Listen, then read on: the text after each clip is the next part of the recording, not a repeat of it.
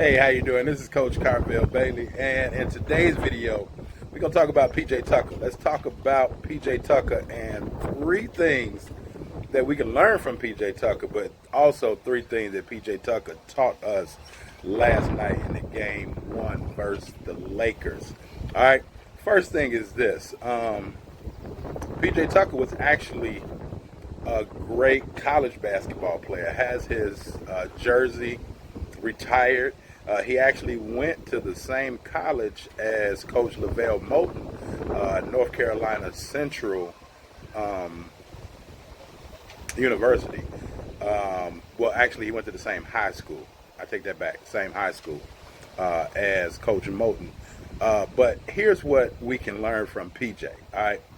First thing is this: height means nothing, right? PJ Tucker is a 6'5" center, right? With basketball being more and more of a positionless game, right? Because we have athletes at all heights that can do different things. PJ Tucker is just tough, right? PJ Tucker is tough, and he understands how to play in the post. So at 6'5", he may be undersized for a normal big man, for a normal post, but he understands how to play the position.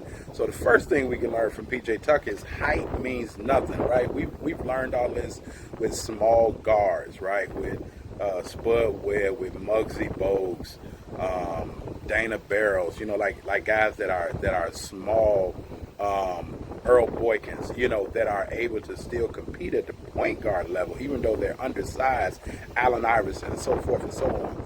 But with big men, we don't really see it. And here's what I used to say as a head college basketball coach. Here's what I would always say: I want somebody that can play in the post, not necessarily a big man. Does that make sense? Because as long as you have someone that can play in the post, particularly post defense, now you don't necessarily need a big man. And what it does, it helps you have a mismatch on both ends. Because if you have a smaller person that can play excellent post defense on taller guys, they're more agile, more mobile, can move around a little bit better. Well, now they can not only guard that person, but now they become it becomes an advantage for them when they get on the offensive end. So it actually creates a mismatch. So while everyone loves to have a tall player, a big center. But if you just have someone that is tough enough that can play in the post, it'll go a long way. So that's point number one that we learned from PJ Tucker, that height really means nothing, right? Height really means nothing. The second thing that we can learn from PJ Tucker is this: energy, right? Bring your energy.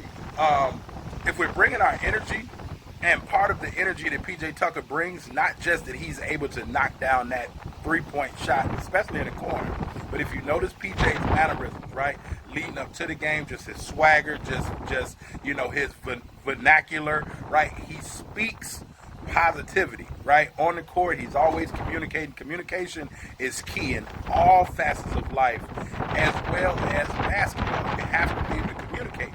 And for those people that can communicate, those teams that can communicate, it actually helps you, and it becomes a disadvantage for your opponent, because if you communicate, especially on the defensive end, it will really intimidate your opponent more so than just slapping the ground or getting in the defensive stands. If you communicate, well, now you're working, and everybody is able to cover each other blind spots. Does that make sense? So PJ Tucker's energy, right? If you watch his energy, he always has positive energy on the bench, on the court, on the sidelines during timeouts. Watch his energy. Energy is contagious. Bad energy as well as good energy. And we can learn from PJ Tucker's good energy, right? And then the third thing that we can learn from PJ Tucker is this: as the wind is blowing, Windy City, Chi-Town, right? Third thing we can learn from PJ Tucker is this: if you really want to play this game at a high level for a long period of time, you have to be able to play defense. You have to be able to play defense. If I'm correct, he said that Anthony Davis took one shot, 26 possessions, where PJ Tucker was guarding him.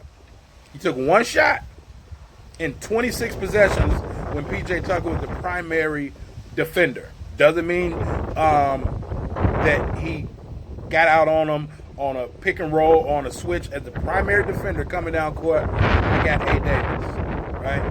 I got him. I got the brow, if they even still call him that, right? He attempted one shot in 26 possessions. Did not hit that shot. So even though Anthony Davis had 25 points, PJ Tucker on 26 possessions held Anthony Davis scoreless, and AD only attempted one shot. So what does this tell us? That defense is one, how you win championships, but defense is also how you establish yourself as an elite player. A lot of players, a lot of athletes want to become elite by just scoring. That may be so, but if you really want to be an amazing player, you have to be able to play on that far end of the court. That far end of the court, the defensive end, is where you find out who has the guts, right? Who has the willpower, and who has something in their left shirt pocket that can stand up to the cause. All right. So these are three things that we can learn from PJ Tucker. And again, even in life, right? Even again in life, size means nothing, right? It really doesn't matter your resources. You have to use your God-given talents. And what one of PJ Tucker's God-given talents is he's just tough. He is just super tough. So we can also use that in life, regardless what deficiencies we think we may have, from allowing us to achieve one thing. We have to use what we already have and use that to our maximum ability, and then let it be successful for us, right? So that's the first thing. Size means nothing. The second thing that we can apply to life is our energy, right? Bring positive energy. No one wants to be around someone that has bad energy. Negative energy is draining. But positive energy, right? Even though both energies are contagious, but positive energy really revives and re-energizes the whole environment around you. So check our energy. Bring positive energy intentionally on purpose. The third thing is defense, right? Now, where even though PJ Tucker, I believe, scored 6 points, right? But you have to find your lane, be a master at your lane, and then stay in your lane, right? I got that from Dr. Eric Thomas. All right. Find your lane, become a master in your lane, and stay in your lane.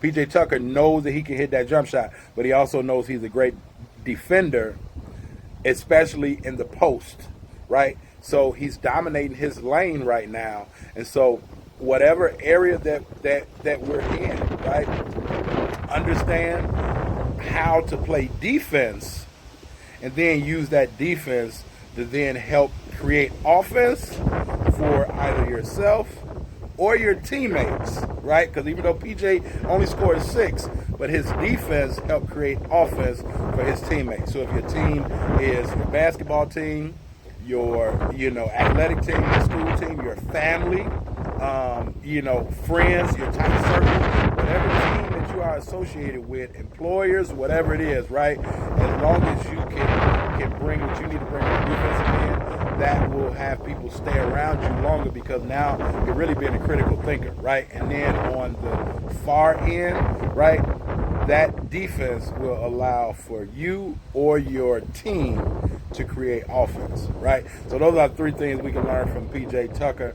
All right, this is Coach Carvel Bailey. If you enjoyed this breakdown of PJ Tucker, then you go check out my YouTube channel, right? We have lots of great videos there at Coach Carvel Bailey. And if you haven't checked out my free case study video where I give 3 tips for parents that dispels all the myths that they've maybe heard about helping their kid get recruited, then go check out my free case study video at b2bsdhoopsmastery.com. That's b2bsdhoopsmastery.com. All right, talk to you guys a little bit later. Peace.